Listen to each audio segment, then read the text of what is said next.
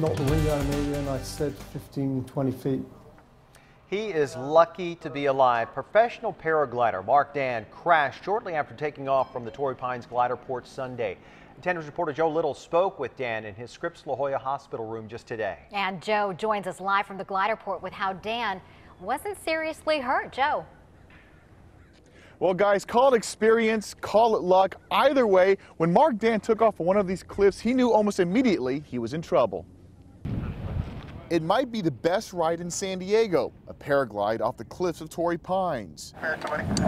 It should have been that way Sunday for Mark Dann. The British professional paraglider found himself about 40 feet below his rescuers, hurt pretty badly. It was a new feeling. 25 years and this is my only last accident, hopefully. He's never been injured. The 46-year-old Dann has paraglided all over the world.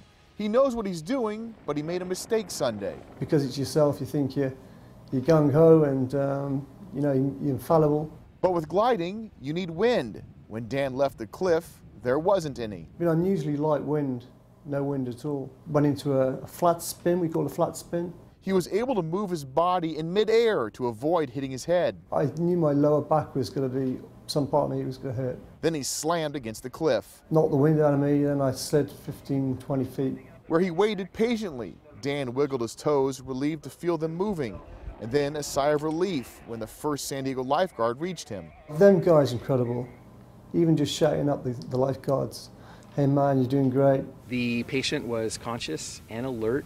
Chief complaint was hip pain and back pain. From his Scripps La Jolla hospital room, Dann says he has a broken back and a hurt wrist. Doctors had to take one of his ribs. To fuse my lumbar, my lower back. Injuries he'll take over anything worse. I've had little bumps, but nothing like this. And you figure a trip to the hospital via a helicopter would make you rethink your career path. Nope. Coming up on 10 News at 7 o'clock, Mark Dann talks about when he plans to fly off one of these cliffs again. Until then, reporting live from the Gliderport, Joe Little, 10 News. Glad he's going to be okay, Joe. All right, let's put the dangers of paragliding into perspective for you. The latest numbers are from 2010 when one paraglider died in the U.S. And between 1994 and 2010, an average of 7 in every 10,000 paragliders have died in an accident.